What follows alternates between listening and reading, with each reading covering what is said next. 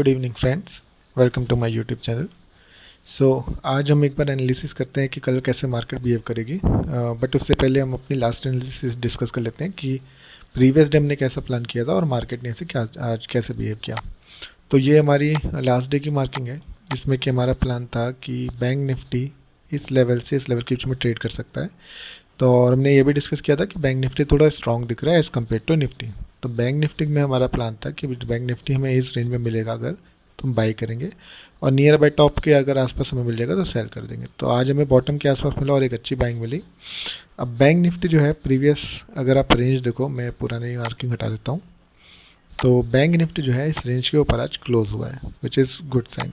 तो कल के लिए हमारा बैंक निफ्टी के टारगेट्स जो है बेसिकली हम यहाँ तक के लिए रख सकते हैं, ठीक है। और इन केस अगर किसी रीज़न से बैंक निफ्टी गैप डाउन खुल जाता है तो हम इन जोन्स के नियर बाई बैंक निफ्टी को बाइंग का प्लान करेंगे। ओके, तो हमारी सिंपल सी एनालिसिस है, बैंक निफ्टी इस रेंज पे मिलेगा हम बाई करेंगे और टॉप पे मिलेगा तो सेल करेंगे। तो कल हम बैंक निफ्टी को इस तरह से ट्रेड कर सकते हैं।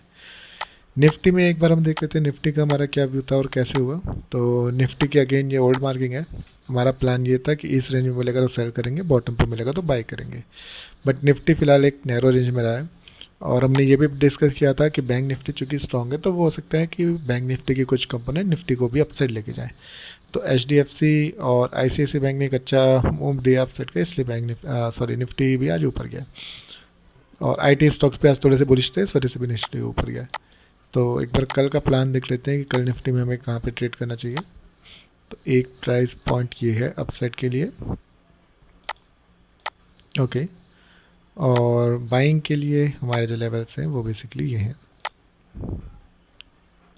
ठीक है। तो निफ्टी अगर हमें कल के दिन इस रेंज में मिले हम बाई करेंगे यहाँ तक के टारगेट के लिए, और अगर कल अप साइड मिले हमें तो हम बेसिकली सेल के ट्रेड अवॉइड करेंगे। ये हम बेसिकली टारगेट बुकिंग के लिए अपने लेवल्स रखें।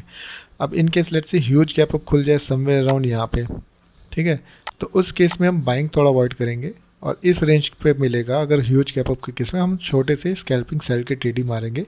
सेल के केस में बड़ा टारगेट नहीं रखेंगे। बट हाँ, निफ्टी कल के दिन अगर फ्लैट खुल के अपसाइड जाए या फ्लैट खुल के डाउन साइड और उसके बाद अगेन अपसाइड जाए तो निफ्टी में हम सिर्फ और सिर्फ बाइंग का ही प्लान रखेंगे कल इस केस में।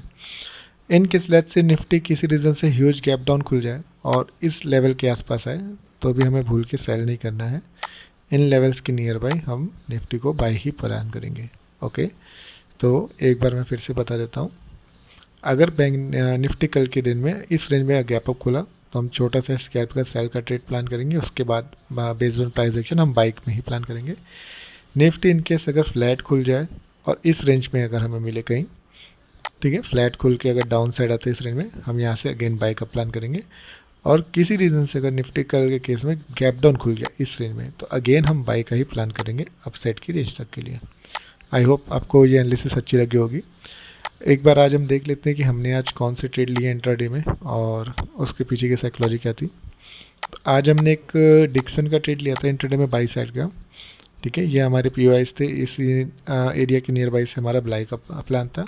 एक POI ये था और एक POI ये था। तो डिक्सन ने आज फर्स्ट POI से रिएक्शन दिया, तो जैसे 5 मिनट की कैंडल क्लोज हुई हमने यहाँ पे बाई साइड का ट्रेड लिया, और इसमें हमारा टारगेट जो था बेसिकली ओपन था। इसमें कोई पीछे, चूँकि हमारा कोई रेजिस्टेंस या कोई सप्लाई जोन नहीं था, ये ऑलरेडी लाइफ टाइम हाई पे है, इसलिए इसमें हमारा कोई ऐसा फिक्स टारगेट नहीं था। बट ट्रेलिंग करने के टाइम और मार्केट क्लोजर के टाइम समवेयर अराउंड 15,240 के नियर बाय हमने अपना पूरा प्रॉफिट बुक कर लिया था।